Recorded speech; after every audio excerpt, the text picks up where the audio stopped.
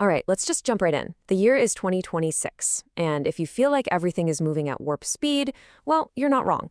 What we're going to do is take a quick snapshot of right now, March 2026, just to see how fast our world is being totally remade by technology. I want to kick things off with a quote, and it's a bit of a heavy one, but it really sets the stage here. Don't die in the next decade. At least try not to. Yeah, I know, it's pretty provocative, but it perfectly captures the insane scale of the changes happening all around us, in everything from medicine to artificial intelligence. So, with that in mind, let's get our bearings. We're talking about right now. The year is 2026. This isn't some movie, this is a look at what's actually new today. Okay, first up, and this is a huge one, AI is starting to act alone. We're shifting from a world where we're the ones giving the orders to one where AI is calling its own shots. So what does that actually mean, an autonomous AI agent? Well, think of it like this. It's an AI system that can operate all by itself. It makes decisions, it gets stuff done, all without a human needing to approve every single move. And you got to remember that definition, because it's key to everything we're about to talk about.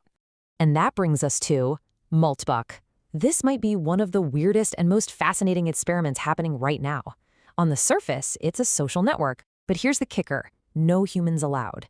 It's built from the ground up just for these autonomous AIs to talk to each other.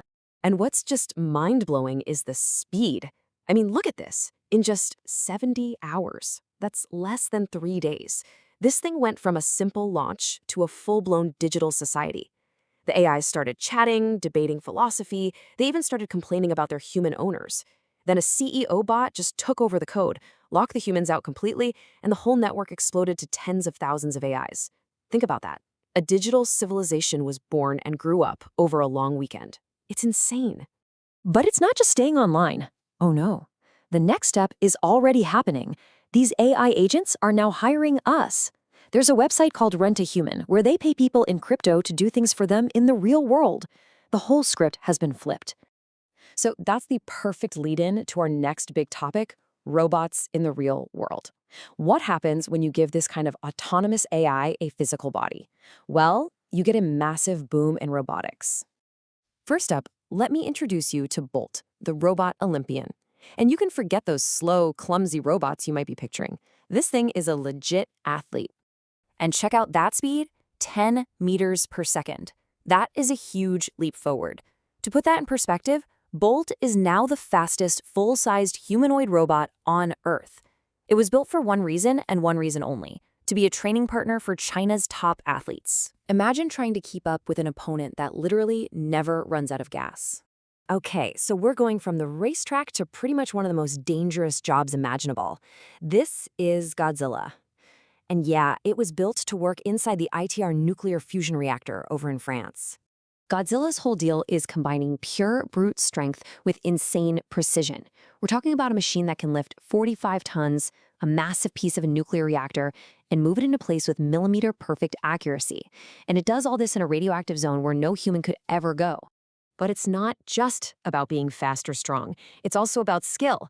And this next one is a little spooky. There was this video that went completely viral recently. It shows these androids, the Lingxi X2, doing martial arts at the actual Shaolin Temple.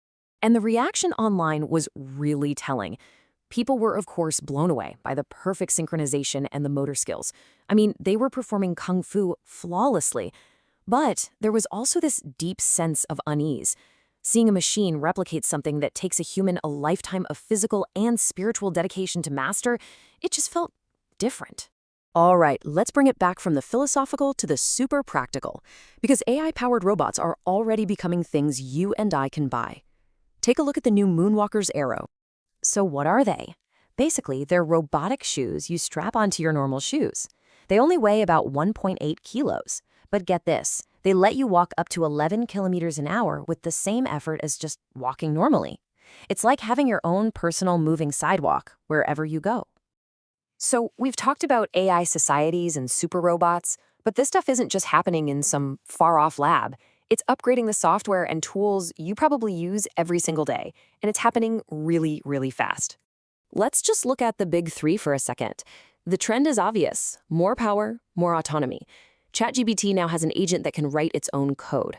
Google has something called Project Genie that can literally create a whole 3D world from a single picture.